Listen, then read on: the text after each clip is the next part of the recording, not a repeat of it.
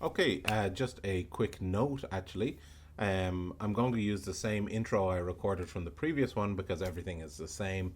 The only difference is this run through I'm going to be playing as Charlie rather than Alex. And that's all. So if you've already watched that, you can skip ahead. I'll leave a timestamp in the description below. And yeah, let's get into it. Hello, everyone, and welcome to another episode of RPGs with Paddy. I'm Paddy. Today I'm going to be looking at the solo scenario, Alone Against the Static, for Call of Cthulhu. This is the fifth solo scenario for Call of Cthulhu. There is Alone Against the Flames, which is in the starter set and is available as a free download on the PDF from the Chaosium website. Then there's Alone Against the Tide, Alone Against the Frost, which was formerly called Alone Against the Wendigo, and Alone Against the Dark. So this scenario, Alone Against the Static, is the newest release, having come out in December of last year, 2023. This scenario is set in much more modern times. It's in the 1990s in South Dakota. I've been wanting to review it for a while, but I just haven't found the time.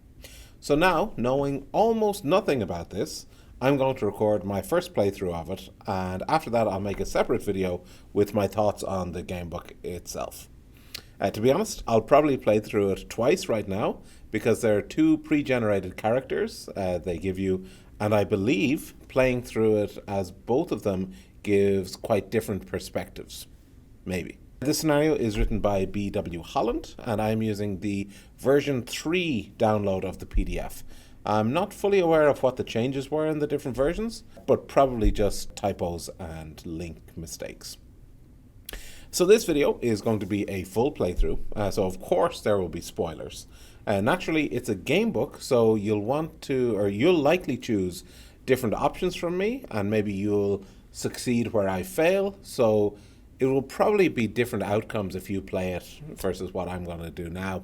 But if you want to avoid all spoilers, then this is probably your last chance to stop watching. The product page on Chaosium's website also has a content warning. As I said, I haven't looked at the scenario, so I don't know if this is a necessary content warning or not, but I'll just give it anyway, and you can be the judge whether it's something you want to keep watching or not. And it says, Alone Against the Static explores themes of grief, isolation, relationships, and heartbreak. It is recommended for mature players. Okay, let's get into it. Okay, so I'm going to get started now. I have the PDF open on the screen. Hopefully you're seeing that now. I've also printed out the log sheet, which you keep track of certain things throughout the game. I haven't looked at it in detail. And I also printed out both of the character sheets just in black and white. Alone Against the Static is a Call of Cthulhu scenario designed to be played by a single person, where you are both the keeper and player. You take on the role of either Alex or Charlie, a young couple who are vacationing at a secluded forest cabin in South Dakota's Black Hills.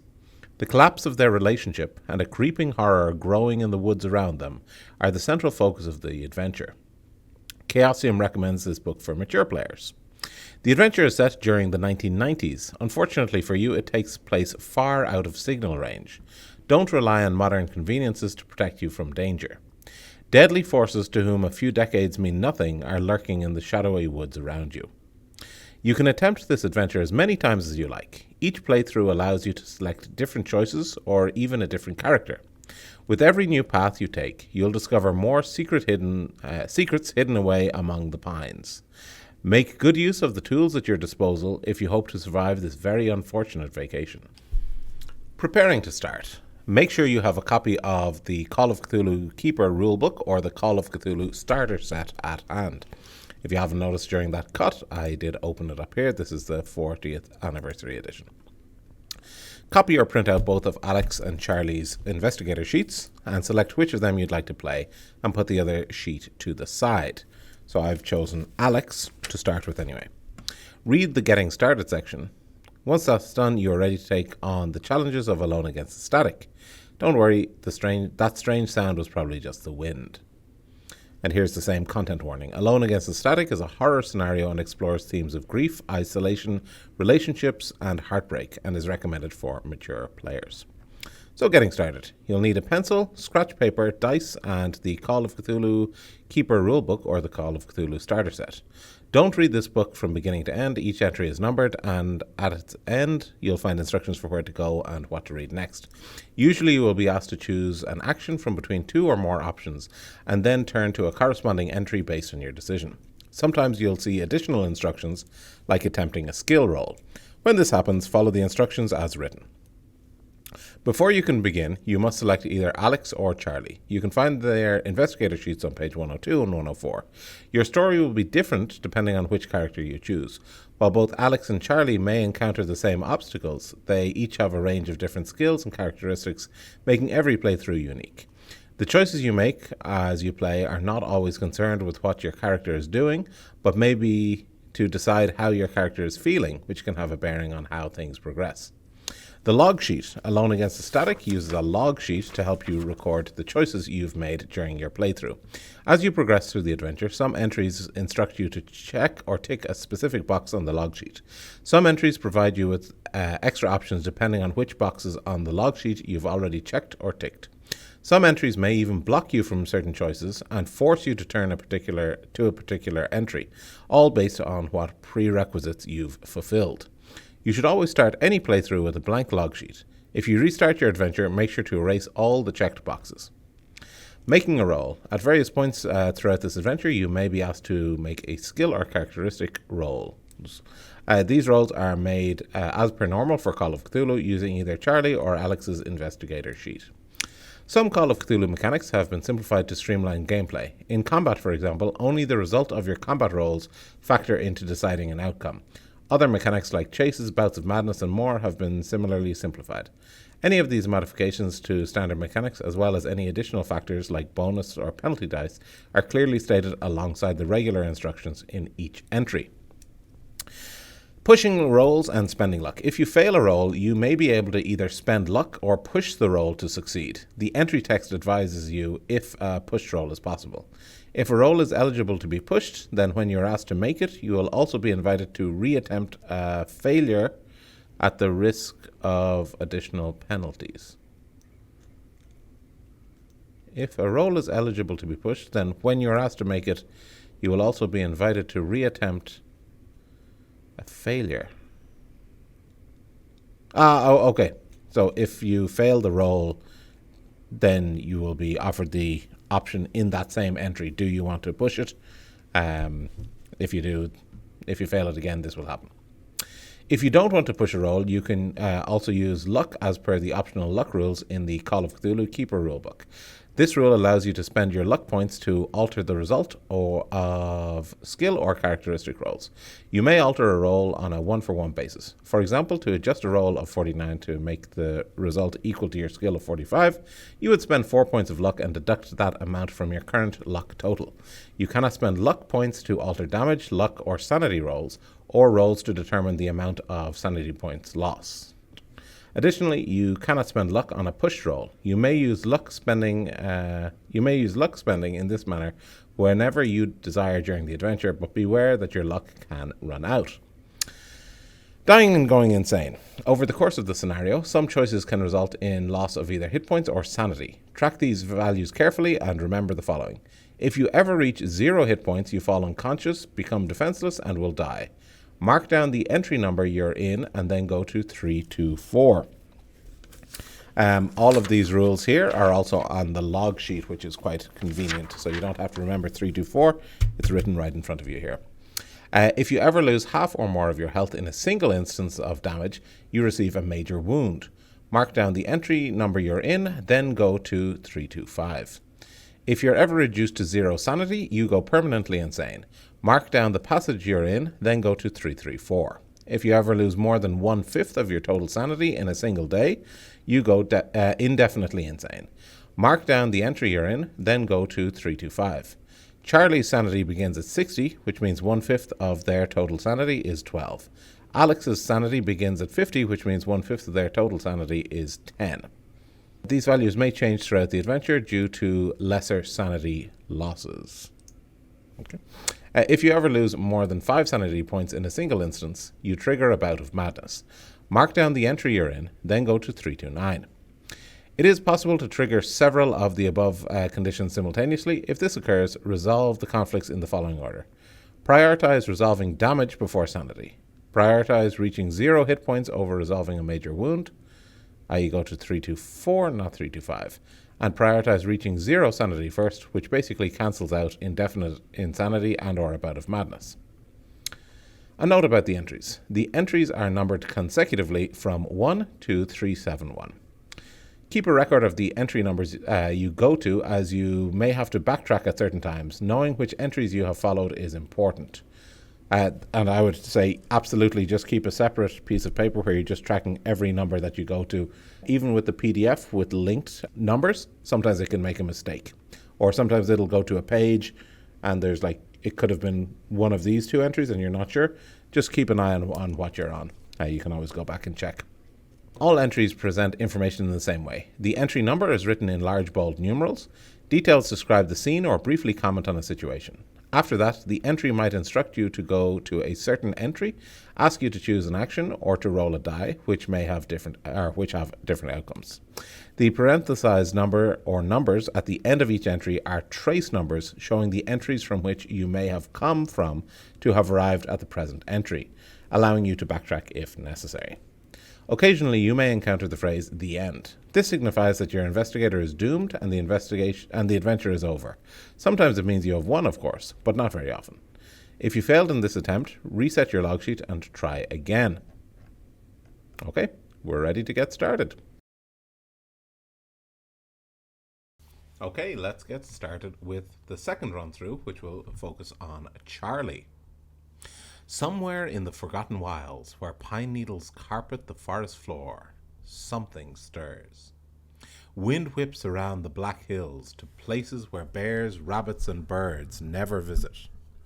The trees of the surrounding forest shiver. Beneath the moist earth, something wakes. Shifting from beneath the soil, it erupts in silence from the ground. Its emergence reverberates throughout the wild. Far off, a wolf howls in mourning for what will soon pass. It pulls itself from the darkness and breathes. It blinks.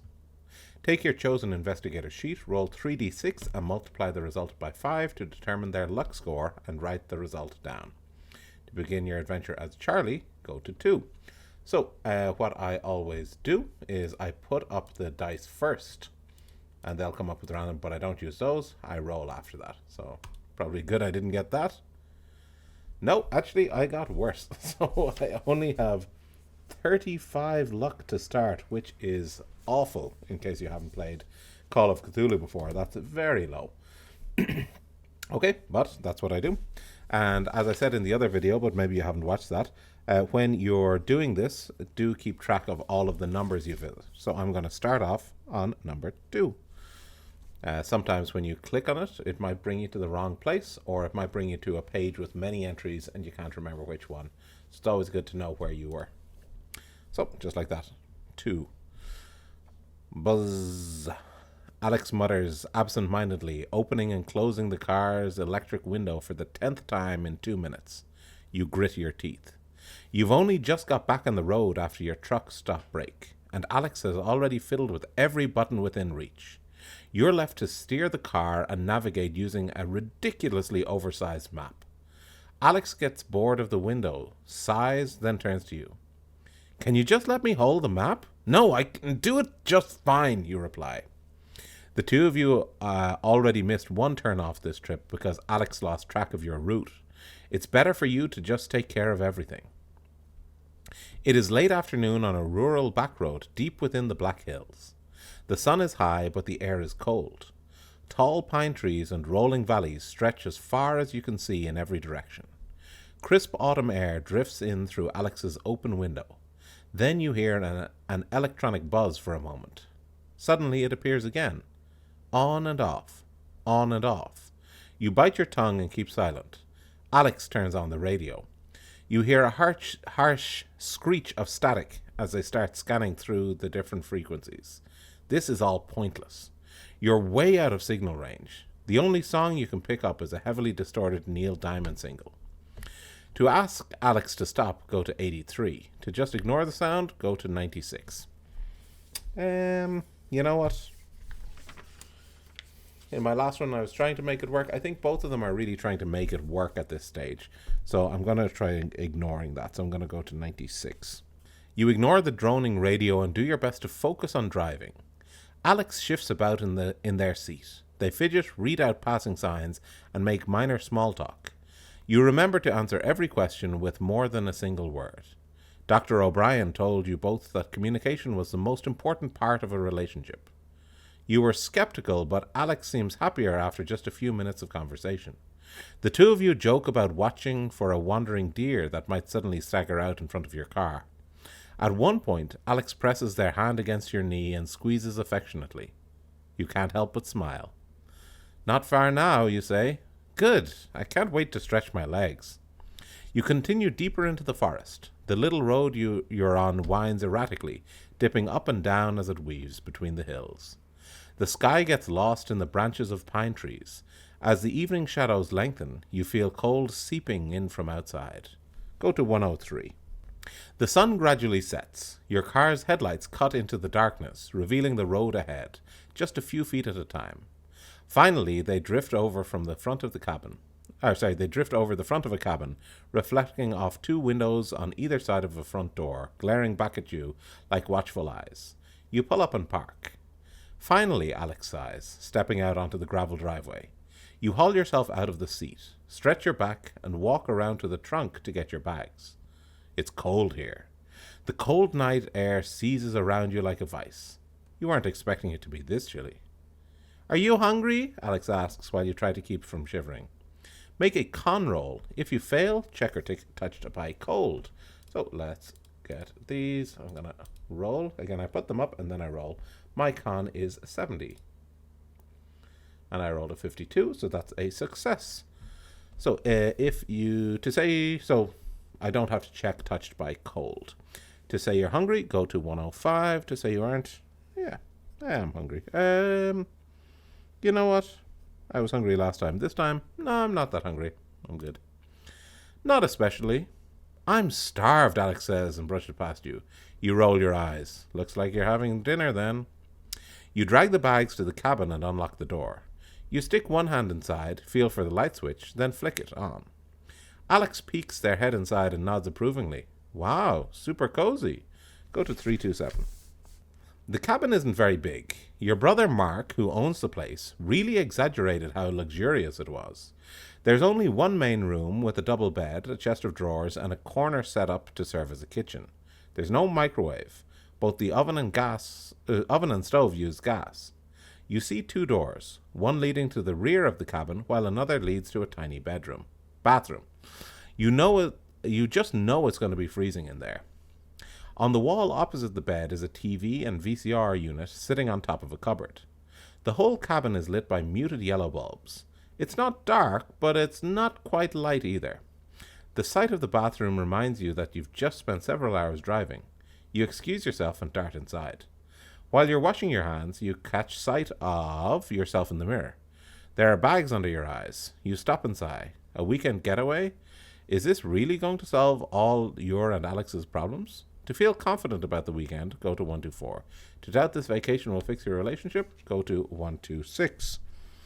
Let's go the opposite direction. Yeah, let's go 126. I'll try, but I don't think it's going to work. This cabin sucks. Mark always seems so excited when he talks about it, but really, it's kind of a dump. Maybe it feels nicer when you're visiting with someone you love. You and Alex haven't been that close in months. This is just one more failed attempt at reconciliation that you can add to the pile. At least you can look back on it as proof that you really tried fixing things before the inevitable implosion. You stay in the bathroom for a while, glumly staring into the mirror. Minutes crawl past. You don't want to go back out there and face Alex. While you stand, waiting, you notice the bathroom door creak open just a little. Seems like the latch is old.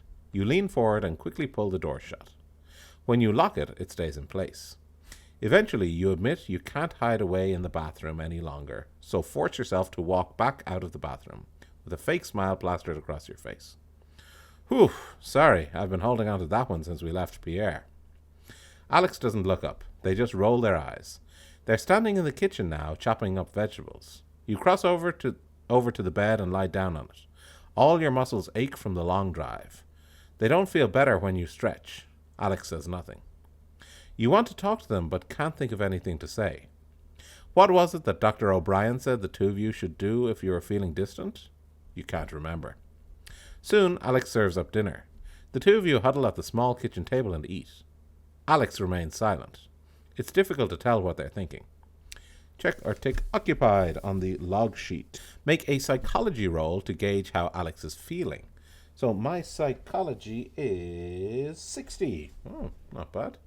I'm going to roll. 66. I could spend luck, but my luck is very, very low, so I'm going to save that. So I don't know. If you fail, go to 129. Alex keeps dodging your gaze. It's impossible to tell what's going on in their head if they won't have a conversation or even meet your gaze. They just pick at their food half-heartedly and say nothing. Maybe it's best to be blunt. How are you feeling, you ask? Fine, Alex replies, almost as soon as you finish talking. Silence hangs in the air for several long seconds afterwards. Great. Well, if Alex doesn't want to talk right now, so be it. You may as well look for something else to do. Go to 234. Hey, do you want to watch a movie, you ask? Alex hesitates. The two of you used to fall asleep to movies almost every night when you were first dating. Alex chews the idea over for a moment, then nods. Sure.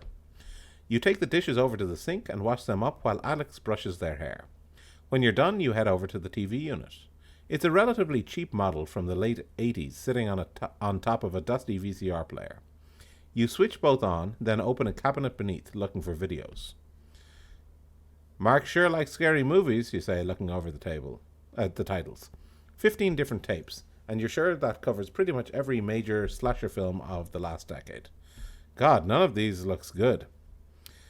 There aren't any comedies? Alex asks from the bathroom. Make a spot hidden roll. So my spot hidden is 65. Well, not bad. And I got a 19, so that is a success. I'll mark tick on the spot hidden. In case you haven't watched the other video, anytime you succeed in one of these rolls, you can put a small check mark in this box. And if you decide to play that character again in the future, at the end of the scenario, you get a chance to increase that stat if you were successful in rolling it. Okay, so I succeeded, and I'm going to go to 131. As you're leafing through the tapes, you notice something at the back of the cabinet. You reach inside and pull it out. It's an empty slipcase for a VHS tape. It's flimsy. Someone has scrawled a title on it in a black marker pen. The Flowers in the Stream. You incredulously read the name aloud. What's that? Alex asks, coming out of the bathroom. Empty case. We should have stopped at a video store. I think these are all bootlegs. Alex walks over to you. They're smiling. Maybe they did some soul searching in the bathroom too. Is the tape still in the VCR? They ask. You lean over and press the eject button. There is a whirring of mechanical internals. Then the unit spits out a tape. Aha, Alex says, stepping forward to pull you into a hug. Thank you, Charlie, they say. They rest their head on your shoulder for a second while you stand there holding the tape, sighing.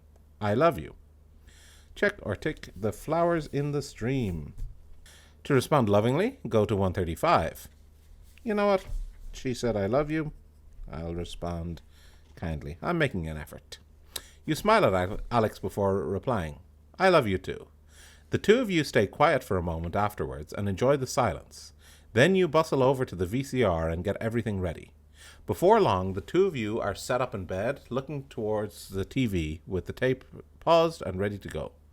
Ready to start? You ask Alex. They nod. Lights, camera, action. Go to 145. When the film begins, the screen is black. There is faint music but no opening credits. Then the screen cuts to blurry footage that was clearly recorded on a handheld camera.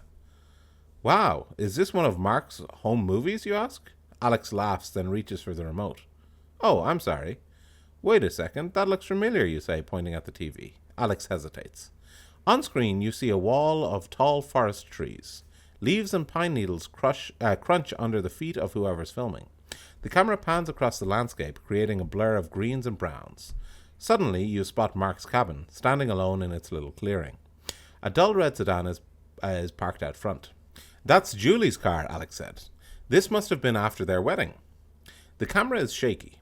Wind rushes against the microphone, causing a brief flurry of horrid scraping from the speakers. There's movement near the red car. A woman, Julie, is taking bags from the trunk. She is smiling. Yeah, Alex says. This must be at least 5-6 years ago. Julie turns as the cabin door opens. Mark steps out, walks over, and takes one of the bags from her. They smile and exchange unheard words. You sit bolt upright. What the hell? What's wrong? It's only Mark. Yeah, so who's filming? Alex stammers and blinks. On the screen, Mark and Julie go inside and close the door behind them. The camera zooms in towards the window. The picture is a grainy blur of colors. You see movement in the cabin. The camera zooms even closer. Then, harsh wind picks up and howls through the speakers. The image smashes to a slurry of loud static. White noise booms out into the room. The sound drills into your skull. You feel like it's going to make your head explode. Make a note of this entry number. You may need to return to it. Make a sanity roll. If you fail, you lose 1 sanity and check unsettled onto the log sheet. So let's roll for my sanity. My sanity is currently 60. 65. So I fail that. Okay. So I'm going to go down to 59 sanity. To cover your ears, go for 154. To scramble for the dial, let's mix it up. I'm going to cover my ears. 154. Oh, sorry, I need to also check unsettled on my log sheet. You clamp your hands over your ears, but somehow the static still seeps in. Alex, next to you, does the same. Their lips are moving, but you can't tell what they're saying. You yell something about the remote, but even your voice is lost, hidden beneath the TV's digital wailing. Alex pulls one hand down and fiddles with the remote. The screeching continues. Alex snarls, tosses the remote aside, then staggers over to the TV. You watch them go. The TV looks somehow reflected in the windows behind it. Pine trees stand guard in the black hills outside, but they're riddled with static. Riddled with static. Static! Static! You clamp your eyes shut.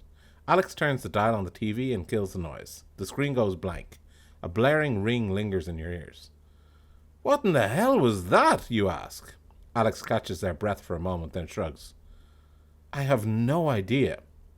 How the hell was it so damn loud? These must be really good speakers. You roll your eyes. Great. At least there's a top TV to watch a creepy Peeping Tom video on. Oh, come on. That wasn't a Peeping Tom. Alex gestures to the TV cabinet. Why would Mark and Julie have the tape? If Broken Heart is checked, which it's not, I can get frustrated or calm down.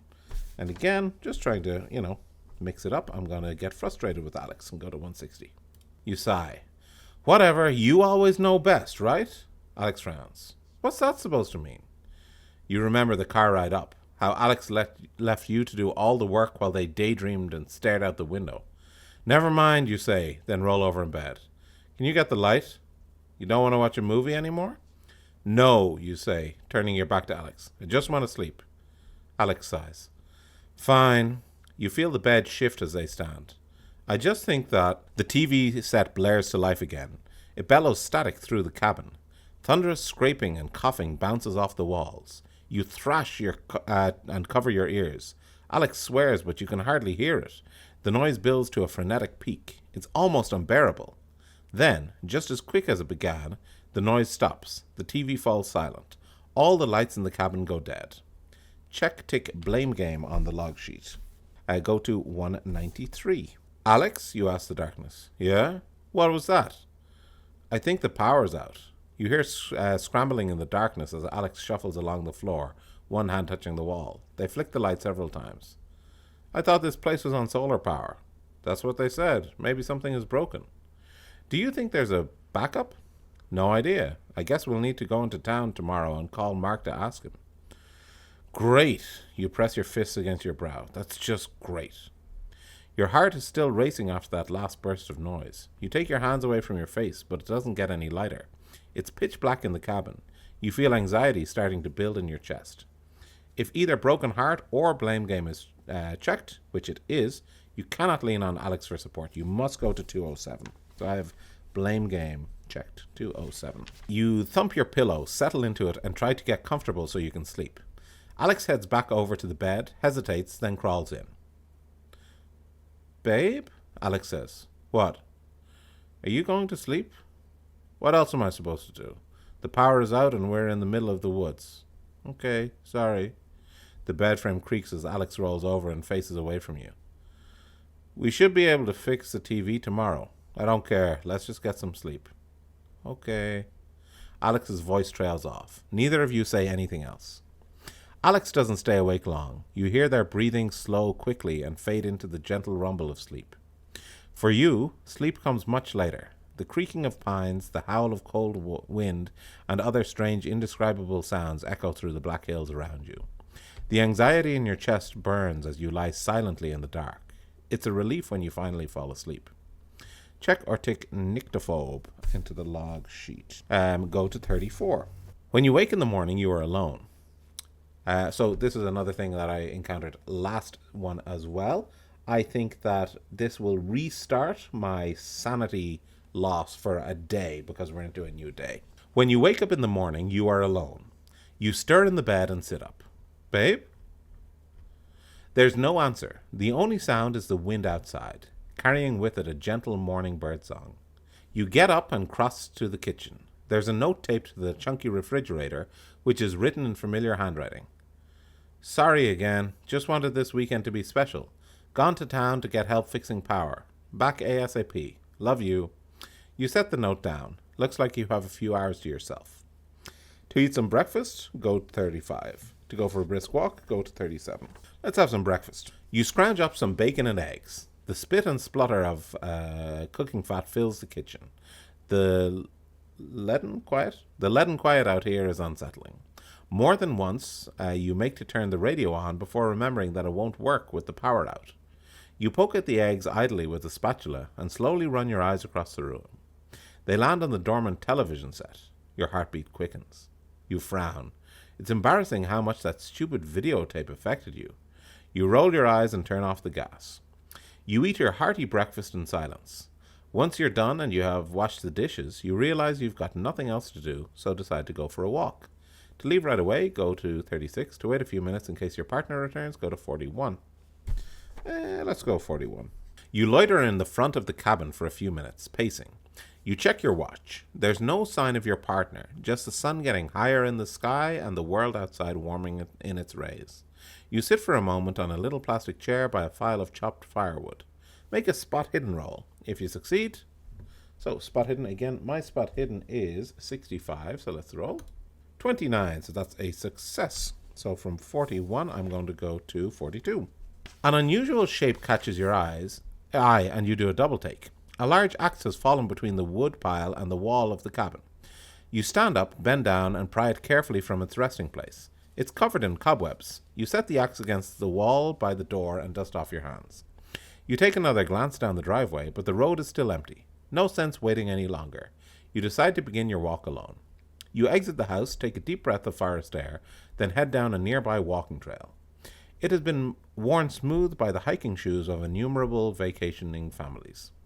The forest grows thicker around you as you walk. Unseen critters skitter past in the underbrush. Birds move through the branches above, calling out and shaking pine needles to the forest floor. You come across a blueberry bush alongside the trail.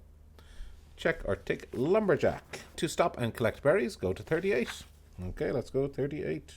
You squat down and pick berries from the bush. Their flesh is weak. Juices spill off and stain your fingers purple. You're about to lick them clean when you hesitate. Blueberries are safe to eat, right? It wouldn't be good luck to accidentally poison yourself the first time you set foot outside the cabin. Make a natural world roll. So my natural world is 51, so that's a fail. So I'm going to go to 104.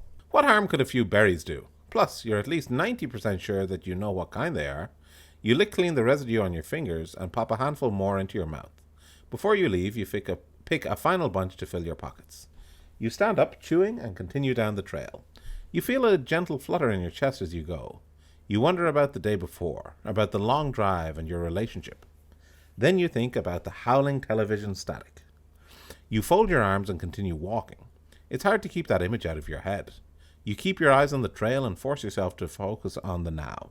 That's the best advice you've received. Focus on the now. Off to the left, you hear running water.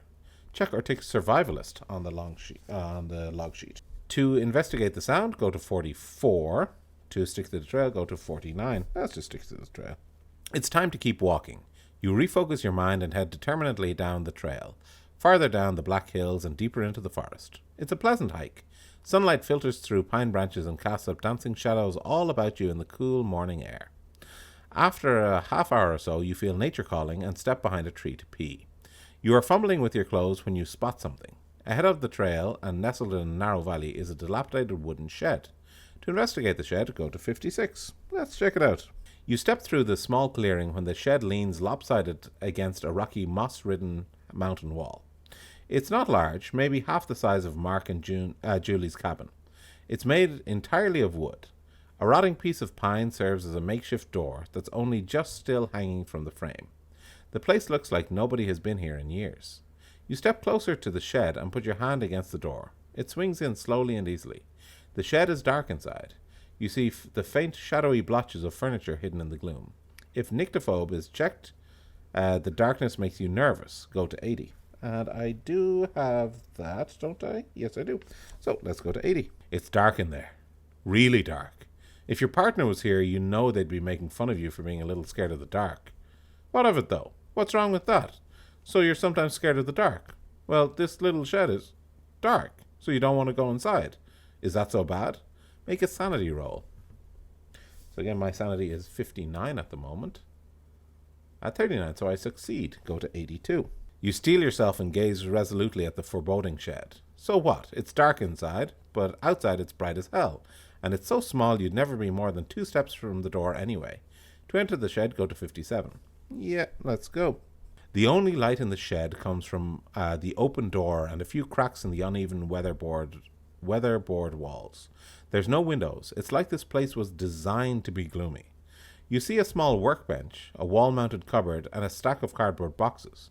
The rest of the furniture is mildewy and unremarkable.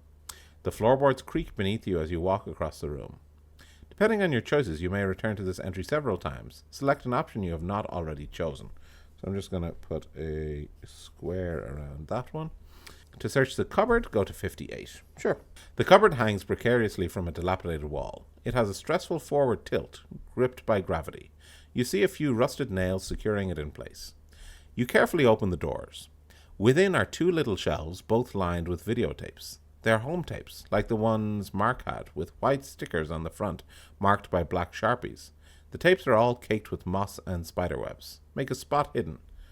So I have, again, a 65. Okay, so I succeeded. If you succeed, go to 59. You notice an empty space in the row of tapes where one is missing. You reach out and take the tape next to it. It is a little less damaged than the rest. Maybe it'll still work. The black marker title reads, The Quiet in the Evening. You take the tape and tuck it away. All the videos have weird names. You note a few. The sun with the tree, hoping it erupts, the way she moves in the night, and the cry of the children. You narrow your eyes, anxiety rising, and gently close the cupboard door. Check tick The Quiet in the Evening. Go back to 57. So now we're going to look at the bench, 62. The bench is laden with a collection of tools. None have been touched in years. They are covered in greasy dust. You see a dull grey hammer. Perhaps it could be useful. There's also what looks like a specialized miniature screwdriver set. To take the hammer, to examine the screwdriver set, go to 64. Let's go 64. You take the case and open it. It's full of tiny drivers. The heads are bizarre and strange shapes. Your mind whirls. What wondrous secret purpose must these tools be for? What tiny instruments were they complicit in the functioning of? What strange mystery have you stumbled upon? Your mind races as you consider the possibilities. Seriously, though, it's just a set of tiny screwdrivers. You have no idea what they're for. Check toolkit on the log sheet. If tech support is checked, you suddenly realize the screwdriver set. Tech support? No, I don't have that, but I do have toolkit. Go back to 57. Select an option you have not already chosen, so I can't go back to the bench and pick up the hammer. To rifle through the boxes, go to 65. The boxes are wet and caked with mildew. You open the flaps of the topmost box. The cloying smell of rot hits your nostrils as soon as you touch it. Inside is a pile of black clothing. You pull the first article out. The smell gets worse. The clothing is all long and hooded, and each is about the size of a bedsheet. This looks like something somebody would wear in one of Mark's stupid slasher films. To keep searching the boxes, go to 66. Yeah, why not? You move the topmost box aside and open the next one down. This one has been more successfully protected from the elements. Inside is a collection of dirty glass jars, a long dagger in a leather sheath, and a handheld camcorder. Depending on your choices, you may return to this entry several times. Select an option you have not already chosen. The first time you read this entry, if unsettled is checked, you must go to 67. Unsettled is checked. You blink as you look at the camcorder. For a moment, your ears fill with high-pitched howl of crunching static, that same sound that played last night. You raise your hands towards your ear, but as quick as the sound began, it's gone again. You step away from the boxes. You're not sure if you can stomach going through them. Make a note of this entry. You may need to return to it. Okay, I'm going to put a circle around it. Make a power roll. Okay, my power is 60. 19? Okay, I succeeded. Go back to 66. So now I can look at the jars, pick up the dagger, examine the camcorder. I think I'm going to pick up the dagger. Sounds like the sensible thing.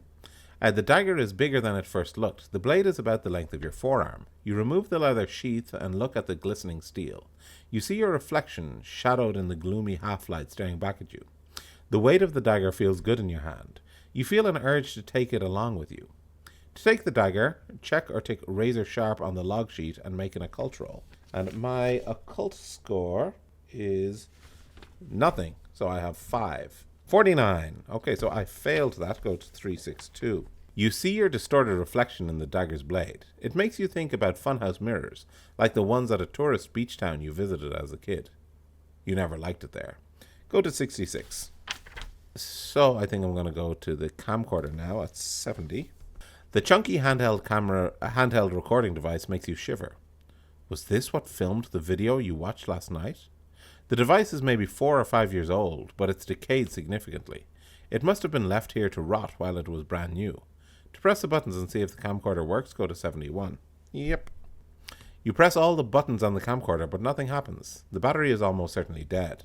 You can feel something rattling around inside, probably another tape. The eject button is jammed though. Tech support on the log sheet. If a toolkit is supplied, you remember a useful item that might help. So, tech support, and go to 72. That's what the screwdrivers are for. You head back over to the cupboard, grab the screwdriver set, and turn the camcorder over. You try to dismantle it to get the tape out. Make a mechanical repair roll. So my mechanical repair is only 10%. It's the standard. 97. Do I want to push? No. Because I just know I'm not going to make it, so I'm going to go to 74. The camcorder stubbornly resists your efforts to open it. Maybe you should have paid more attention in woodshop or electronics in high school. Eventually you give up and toss the camcorder aside in frustration. What a waste of time. Go back to 57. Okay, now I'm finished. I'm going to leave the shed by 78. That's enough of that. You step out of the little shed and back into the forest. You wince in the harsh light of the sun and let your eyes adjust. You make your way back to the trail and continue your hike for about half an hour. Then you turn and head back home. Go to 84. You crest the rise that leads back to the cabin. The sun is high in the sky. It's late morning, soon to be afternoon. You sigh. There's no sign of the car, and therefore you're probably still without power or your partner for now. You head inside. Everything is well lit by the late morning glow. You change out of your walking clothes and leave them on the bed, then head into the bathroom to shower. If occupied is checked, and it is, you remember a minor detail. You must go to 86. Okay, it's right next to me. You close the door behind you and turn on the shower faucet. Water cascades into the waiting tub below, filling the room with constant loud drizzle that is almost reminiscent of white noise. The pressure is lousy without power to the pump, but gravity does most of the work. Thank God the water heater is gas-powered. You pause, remembering that the bathroom door doesn't keep itself shut. You push it closed harder and put the latch on to secure it in place. You step into the shower and watch the morning hike away. To shower quickly, let's shower quickly. 92. You get out of the shower and dry off. You step back into the cabin and decide to get dressed. To put on jeans and a t-shirt, tick practical. Yeah, let's do that. And let's go to 93, which is just the next one. Freshly dressed, you feel renewed. Now, what to do with the afternoon while you wait for your partner to return? Hopefully they have a solution for the power problem. To make some food, to search for flashlights, to try and restore the power yourself, go to 368. I know my electric repair and mechanical repair are all terrible. Yeah, let's make some food. 94. You head into the kitchenette. You're glad the fridge and stove are powered by gas. You cook up a meal and then enjoy it alone at the little dining table. Check or tick well fed on the log sheet. If survivalist is checked, which it is, your stomach growls, you must go to 102. After a few minutes, your stomach rumbles. You feel something rancid bubbling in your guts. You think back to the berries you ate in the forest and curse your adventurous appetite. You stand and head to the bathroom. You spend the better part of your next hour emptying your bowels. When you're done, you return to the cabin. If fully charged or running on empty, neither of them are, to look for flashlights and batteries, head to 95. You know there was a heavy-duty flashlight in the car, but it's gone now. What do you have here in the cabin? Right now, when the sun goes down, you'll be left in the dark. Make a spot hidden roll. Okay, and my spot hidden again is 65. 15, great. So I succeed in that, and I'm going to go to 97. In the cupboard beneath the sink, you find a little plastic container with a mini flashlight in it. You switch it on. It works, but the beam is weak. The batteries are probably dying. You look for spares in the pantry, the bathroom, and in the pantry, the bathroom, and in the bedside tables. Eventually, your gaze settles on the TV cabinet. You cross the cabin to the television and perch on your knees in front of it. You open the cabinet and scan over the videotapes. You move some of them aside to look deeper into the cabinet. In the dark, right at the back, you find a blister pack of batteries. They must be kept here for the remote control, but they fit the flashlight. Jackpot. You swap the batteries out. The beam becomes much stronger. Check fully charged. If well fed is checked, ticked, yes. You're bored. You must go to 108. You can't think of anything else to do in the cabin, and restlessness is creeping in. For a while you lie on the sofa and read an old beat-up paperback from a shelf in the corner. You think it's pretty good, but a little flowery and overwritten, not to mention how grating prose written in the second person can be. Make a listen roll. Okay, and my listen is 60. Not bad. 25, yes, so I'm just going to tick that. If you succeed, go to 110. You hear footsteps outside. They crunch on the gravel driveway. You sit up. You didn't hear a car approach. You stand up nervously and creep across to the window. A balding middle-aged man is standing just outside the front door. He's dressed in a thick winter coat, and he has hands in his pockets. You do not recognize him. He lifts his hand to the cabin door and knocks. To pretend nobody is home, let's do that. 140. You wait a few moments, then you hear him step away from the door. You move to the window and look out. You see him leaving. He doesn't head down the driveway. He takes the trail that leads into the forest, the same trail you went walking on earlier. To follow the stranger, go to 138. You step out of the cabin and watch as the stranger strides down the forest trail. You follow him, crunching along the same stones you trod earlier this morning. You can't help but feel like what you're doing is dangerous. To go back to the cabin and lock the doors, go to 120. To pursue him deeper into the forest, go 141. 141. You hurry after the stranger. You follow behind him through the woods. You're not far away, but he doesn't seem to pay attention to you. You can creep after the stranger or decide to follow him openly. To creep after him, make a stealth roll. If comfortable is checked, make this roll with a bonus die. And no. So, stealth roll. So my stealth is 30. Let's give it a go. Oh, I'm going to spend 4 points of luck to make that a success. Luck goes down to 31. I succeed. I'll go to 144. You stoop down and step carefully, avoiding sticks and branches to silence your pursuit. The man gets a little farther in front, but you don't lose sight of him. After a few minutes, he hesitates. You bob down low. The stranger looks about over his shoulder, then steps off the forest trail and walks deeper into the woods. To continue following him, go to 155. Why not? The night keeps getting darker. You follow the stranger between shadowy pines. The forest floor quietly crunches beneath your feet. He still hasn't seen you. He leads you down the side of the Black Hills into a narrow valley where the forest floor plateaus and pine-coated ridges rise around you in all directions. The sun slowly starts to dip below the lip of the horizon. The shadows around you lengthen. To continue following, go to 164. Yep. You continue to follow. The sun sets and it grows dark.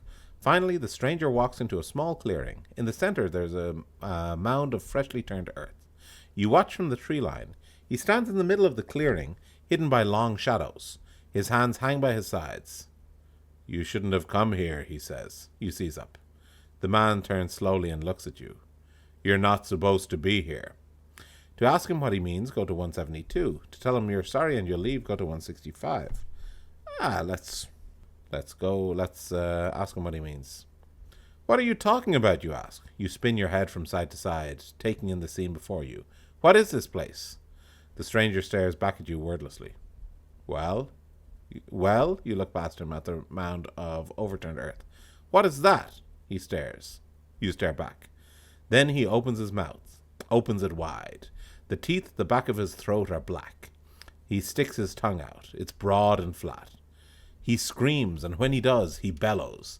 The sound is harrowing. It's not a regular scream. It's a howling cacophony that warps, merges, and becomes a withering static that racks at your brain impossibly loud. Make a sanity roll. So my sanity is currently at 59. 53, so that's a success. Go to 173. You clamp your hands over your ears. You wince. You can feel the static in your head. Blood drips from inside your ears, pooling in the palms of your hands. Whatever this is, it's horrendous, confounding, but somehow tempting. It's like there's a voice hidden in the static, a voice you cannot quite hear. Make a note of this entry number. You may need to return to it. Take 1 damage. To try and run, go to 167. To remove your hands from your ears just for a moment so you can hear what the voice is saying, go to 175. It sounds stupid, doesn't it? But let's listen. Let's see if we can hear. 175. Your hand slips off your ear for the briefest of seconds. In that time, the static amplifies tenfold. You feel the sound burrowing into your head, like icy fingers racking through your brain and scraping at the inside of your skull. Tears stream down your face. You scream but cannot hear yourself. Your wail joins the sound of screeching static. Make a note of this entry number. You may need to return to it. Lose 1d4 sanity and take 1d4 damage. Wow, okay. That was a stupid mistake. So this first one I will roll, and that will be my sanity.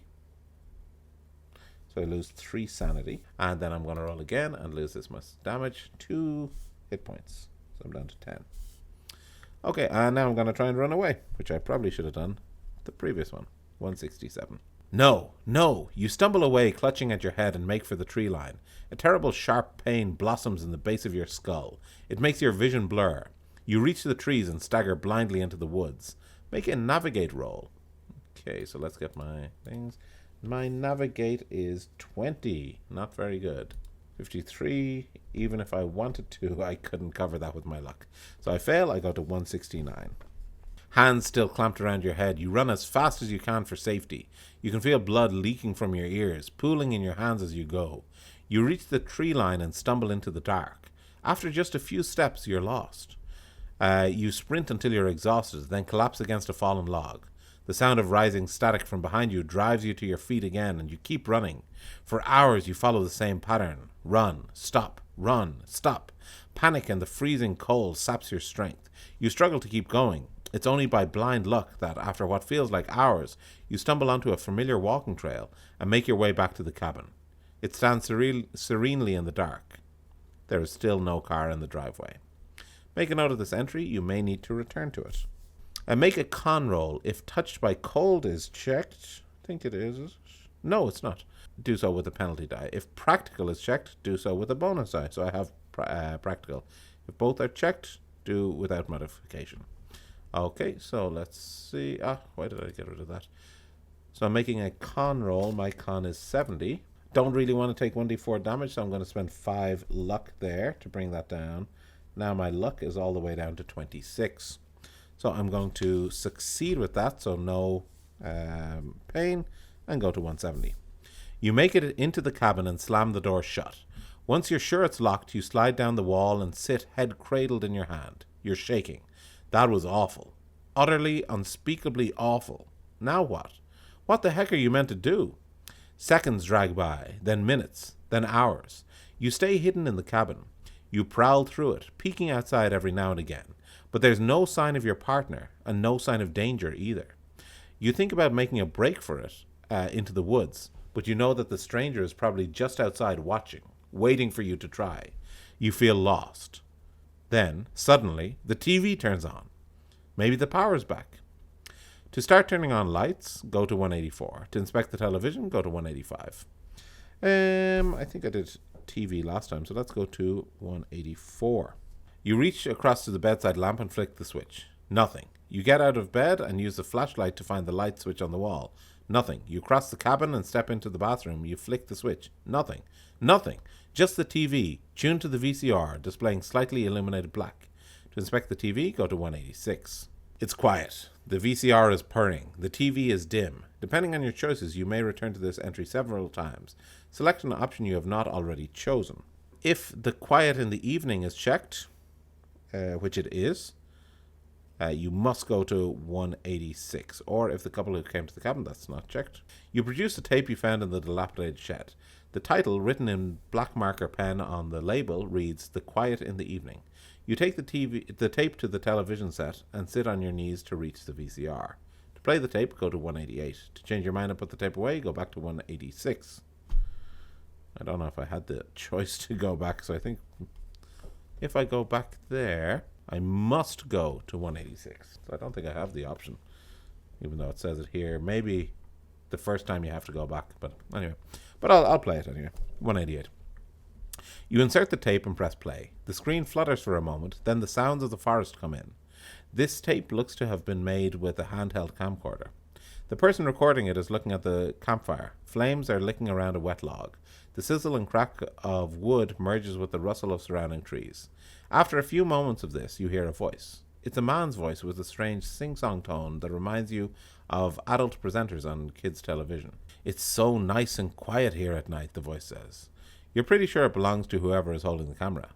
Alone with my thoughts. Not a care in the world, I must say. The banality of this lonely self-talk creeps you out. The camera jolts to the left. It is now centered on the tree line, right on the edge of the light from the fire where the forest plunges into darkness. Hello? The man says. There is nothing but the quiet crackling of the fire. Hello? He stands up. He walks closer to the forest.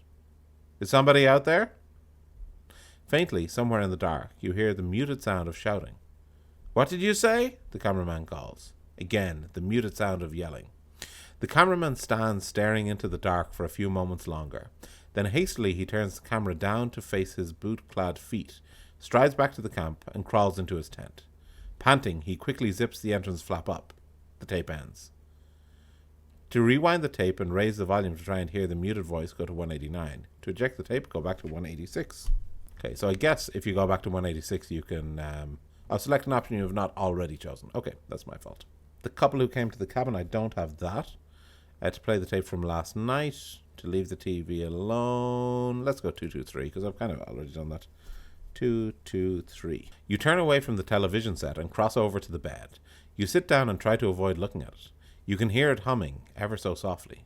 To head to sleep, go to 255. To step out onto the porch and to look one last time for the return of your partner, go to 224. Let's go 224. You follow your flashlight beam to the cabin door and open it. It's dark and cold outside. The wind drifts past the clearing in front of the cabin, down the driveway to a road hidden by the forest. You shine the flashlight left, then right. There's no sign of your partner. You are obviously being optimistic. If there were any cars out here, you'd hear them a mile out. Make a listen roll. So my listen is 60. And that is 1 and that's a 0. So that's 10. Beautiful. So yeah, definitely succeeded. So 225. You hear rapidly approaching footsteps. They're getting closer, fast. You spin around and raise your flashlight. It falls on the shadow of a man running in your direction from the tree line. Your eyes widen as you make him out. Middle-aged, large jacket, face set into a determined snarl. He is sprinting for you with murder in his eyes. To yell at him to stop, go to 233. To dart inside and close the door, go to 226. Your feet skid on... I'm going to go inside. Your feet skid on the wooden decking as you dive for the door. The sprinting figure is right behind you. Can you make it in time? Make a dex roll. If you succeed, and my dex is 60. 83. If you fail but wish to push the roll, you may roll a second time at the risk of losing your footing and falling. Let's go for it. Surely I can make that. You can't use luck on a pushed roll. 90. Oh my god. Terrible. If you fail the push roll, go to 231. You try to slam the door shut and get inside, but you're not fast enough. The man collides with the door and the impact sends you flying back on the floor. You land on the ground, dazed. Make a note of this entry number. You may need to return to it. Take 1 damage and make a luck roll. Oh god. So I'll take the 1 damage. And my luck is at 26. Definitely a failure. Go to 232. Your flashlight skitters out of your hand and slides across the cabin floor into the kitchen. The man opens the cabin door. You hear his footsteps running at you in the dark. You scramble for the light, but you feel the stranger's hands grasp around you. His grip is like iron. You hear him grunting, sing-song moaning like some demented elephant or horse. He is trying to drag you out of the cabin. To fight back, go to 282. To succumb, go to 278. Yeah, of course I'm going to fight back. You struggle and try to break free of the stranger's grip. There's no way you're giving up without a fight. You lash out, kick, shout, and do everything you can to escape.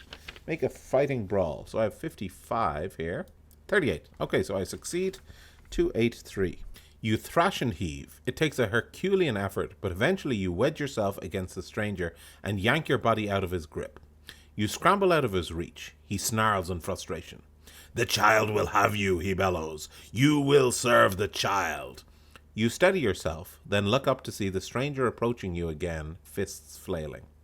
You also notice, with a start, that the two of you have managed to swap positions during the scuffle. You are now between him and the door. There's no way you're staying. You spin around and sprint away from the cabin, out into the woods. The stranger's howl of fury grow fainter as you vanish into the night. Make a note of this entry. You may need to return to it. Take 1d4 damage. Eesh. Not so hot on the damage at the moment, so put it up and then roll. 2, okay. Go to 298. You dash out into the night, running as far and fast as your body can manage. The cold air burns your lungs. The surrounding trees sound alien as they rustle, making you all the more terrified. Every few minutes you emerge from the trees to a section of dirt road. You keep praying that you'll see your partner's car arriving, but deep in your soul, you know it won't come. After almost an hour of mad flight, you come to a crossroads. You recognize it from your journey up to the cabin. You're not sure which direction leads to the highway and which leads deeper into the woods. The forest feels inescapable. Make a navigate roll. My navigate is 20. Nope. If you fail, go to 320. You pick one path and follow it. You race along it for almost an hour. Even after all that time, you're not sure if you've gone the right way. The woods around you are endless. The hills are treacherous. Before long, you lose your bearing. It doesn't matter if you took the right way or the wrong way at the crossroads. You get tangled up in your own hurried flight and lose all sense of direction. Everything here is identical, just great looming black shapes, any of which you feel like could suddenly decide to come to life, loom down and devour you. This isn't right. It isn't right. Okay, make a sanity roll. I have 58 at the moment. 55, so that's a success. So go to 321. Panic is not going to help you get out of these woods. You force yourself to take a few deep breaths and slow your racing heart. You turn, pick a random direction, and start walking determinedly. It's impossible to tell if you made the right call. Your flashlight is the only way to see your surroundings. The only thing you can tell is that the forest is quieter here. Time passes. Eventually you start to tire.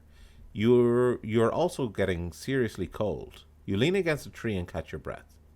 If well rested is checked, nope, you must go to 300, otherwise 301. You try to catch your breath, but it doesn't seem to work. Your hand slides down to the base of the tree, and you collapse down against its roots.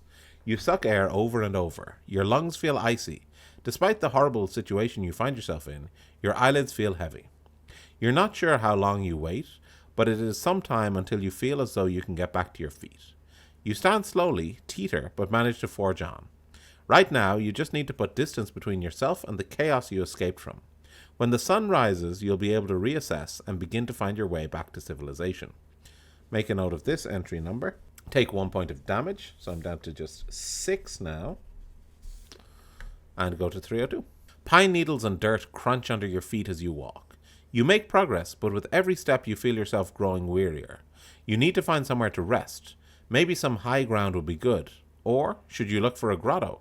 Anywhere sheltered would be best, right? Just as you spot a cluster of trees where it looks like you'll be able to rest and stay dry, you hear a faint hiss from behind you. What was it? Static? Was the sound static? Adrenaline surges through your system. To investigate the sound, 303. In Run Like Hell, 308. Just for something different. 303. You turn to face the direction the sound came from. You can't hear it anymore. Hello? You ask the darkness. It does not reply. You direct your flashlight in front of you. Its light reveals tree trunks, stones, and fallen logs. Nothing unusual. If running on empty is checked, nope. Others go to 307. Your flashlight flickers. Your heart jumps to your throat. Have the batteries died already? You shake and slap the lens and the beam stabilizes nice and solid. Phew! Lucky you took time to find the new batteries. You search the area in front of you more carefully. The strong lights keeps the shadows at bay and makes you feel more secure. After a more thorough look, you confirm that there's nothing lurking around you. Still, something tells you it's best not to linger here for too long. You stride onwards, using the flashlight beam to navigate between treacherous roots and sharp rocks. After a few minutes of walking, you spot a small clearing through the trees ahead. You push towards it, snapping through the thick brambles and branches as you go. When you emerge into the clearing, you spot a small tent and a fire pit set up in the center. Looks like someone is camping here. You might have found help. If familiar face or wrong turn? Nope. Otherwise go 275. You made a lot of noise when you pushed through the trees into the clearing. Something rustles inside the tent. You've clearly woken up whoever is inside. Hello? A timid voice calls out. The tent flap unzips and an unfamiliar man steps out into the moonlight. He's fully clothed. He looks at you, hesitates, then nods. You notice that his eyes show no sign of surprise. To respond to the man politely, I did that last time. Let's go aggressive. 286. What the hell is going on? Please calm down, the man says, holding his hands up. Defensive. Please. Calm? Screw you. Tell me who the hell you are. He pauses and licks his lips. I'm the one who can hear it. What the hell does that mean? The child, he says. It speaks to me. You better start talking some goddamn sense. The child of the forest, he says. When it weeps, it sounds like static. You fall silent. The man smiles, nodding. You've heard it too, haven't you? You hesitate. Charlie is checked. Go to 285. Charlie, he says. You freeze. How in the hell did you know my name? The child told me. It just wants a family, Charlie. That's what we can give to it. All of us. The child, the voice in the static, you ask? It wants a family? The child, yes. You may return to this entry several times. When you do, select an option you have not already chosen. To ask what the child is, go to 337. So it's 337, 338, 339, 340. Okay, just go through those. You keep calling it a child, you say. What actually is it? The man smiles. Something ancient. I know, a strange name for one so old. I believe it was birthed from Mother Earth herself. It exists alone in the wild places of the world. It's lonely and aching. Go back to 285. But I know that that's going to continue on to 338. The child, you say. It wants a family? The man nods. It spent uncountable years alone. It sees past, present, and future. It has tried so desperately to adapt to the technology of our world, but has failed. It just wants people to be with it, here, in its home. He gestures around.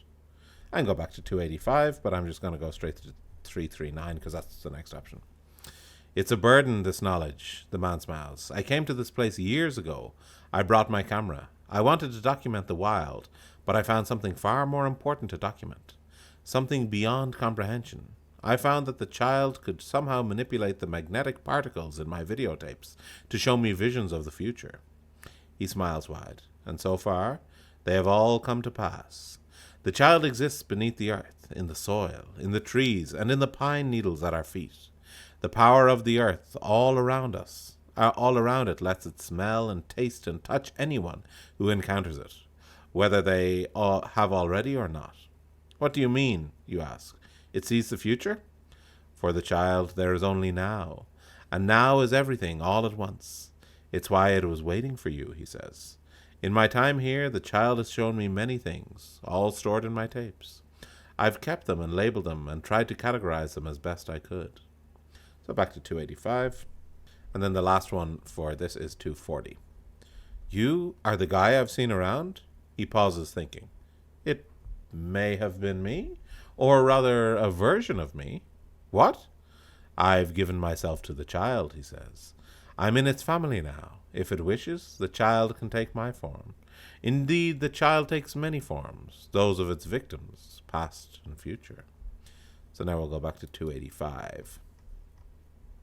So we've finished talking to him. Select one of these options. To tell the man he is talking nonsense, go to 341. That's what I'll do. You shake your head. This is nonsense. Trust me, he pleads. I was doubting at first as well, but the child showed me I could have so much more. He steps towards you. You step back. I need to leave, you say. Wait, a voice cries from behind you. So we're Charlie, so we're going to go to 280. You spin around. There, standing on the edge of the clearing, is Alex. Their clothes are flaked with mud and dirt. There are twigs caught in their hair, but they're here. They're alive. They're smiling at you. Honey, they say. It's okay. To run to Alex with open arms, go to 279. To hesitate, go to 10. Absolutely hesitating. Yep. No. You race for the edge of the clearing. You can make it out if you're fast enough. You hear the warped sound of your partner's voice calling after you, but you don't turn to look back. Then you hear heavy slamming footsteps approaching fast. You can't help but look back for a moment. You see that your partner's body has warped and deformed. Their skin has split and horrid dark branches burst from their flesh. Propelled by those disgusting long tendrils, they surge forward towards you. You turn back and race for the tree line. If you can just get there and break free, you can leave all of this behind you. Make a dex roll. So my dex is 60. So that's 70. I will use 10 points of luck, going down to 16, to succeed that. I'm going to succeed, so that goes to 360. You run through the forest. You jump logs, duck over low-hanging branches, deftly avoiding the moss-ridden stones. For a while you hear the sounds of pursuit, but terror, rage, and anguish pushes you to run for far longer than you ever have before. Eventually the sounds of pursuit fade. You keep running, tears streaming down your face. You run for hours. You only stop when the sun rises. By the light of the new day, you find your way through the trees back to a main road. You walk, haggard, for hours. Sometime in the mid-afternoon, when the autumn sun is beginning to dip, you are picked up by a passing trucker. He stares at you curiously and asks repeatedly if you are all right. You never answer him. You ask to be dropped in the center of town, but he drops you at the police station. Doesn't matter, it'll do. You head inside. Days pass in a blur of hospital visits, police reports, and soul-sucking interviews with smiling psychologists who assure you they're only there to help. Search teams go into the Black Hills to try to find your partner. They don't find anyone, but you never really thought they would. They do eventually find your car. Even though it has your license plate, the searchers say it can't have been the same vehicle. It was rusted, covered in moss, and looked as though it had been abandoned in the forest for years. You find no reprieve, even in rest. You find no reprieve, even in rest. When you sleep, you dream only of the forest, the lonely trees, the wet soil, the endless night sky. But there's a strange budding warmth in your belly that makes everything seem fine. Somewhere out there is screaming. A chanting, the wind that unsettles the trees. The breeze makes the pine needles dance across the forest floor. Then there's the static. A cacophony of sound running together, blending to create a long, all-encompassing drone. It fills your head, your very being. The static is all. Then suddenly the warmth within your stomach explodes. Your flesh tears, yet there's no pain nor blood. You watch in horror as the gnarled branches of some ancient tree emerge from your stomach, all while twisted roots encircle your bones, crushing and cracking them. You try to scream, but only static emerges. As the static fills you and everything around you, the last thing you're aware of is the endless sea of stars above you, the cold stars. Then darkness. Go to 354. The darkness lifts. The light of dawn brings you to wake. You don't recall how much time has passed. It might be years later, or could it be years earlier? Somewhere in the forgotten wild you stir. You see the ancient forest around you. The pine needles feel like carpet on the ground. It's all warm and familiar. The wind flutters through the black hills to a place where no bears, rabbits, or birds ever tread. Trees shiver in the final moments of summer, and beneath the moist earth, you shift. Dead branches and fresh soil fall away from you as you emerge. Human again, you rise from the damp earth and breathe. You blink and hear the call of your master. The child awaits you. You have successfully completed the story and have been reborn to serve the child, as you will be again and again for all eternity. The end. Okay, so that ends my second run, my run as Charlie. So I'm going to have 3 videos up for this. One will be my overview of the video. Then I'll have the live play as Alex and the live play as Charlie, so you can see how the different things went. But that is all for today. I hope you enjoyed it, and I hope you give this scenario a chance as well. Okay, I'll see you all next time. Bye.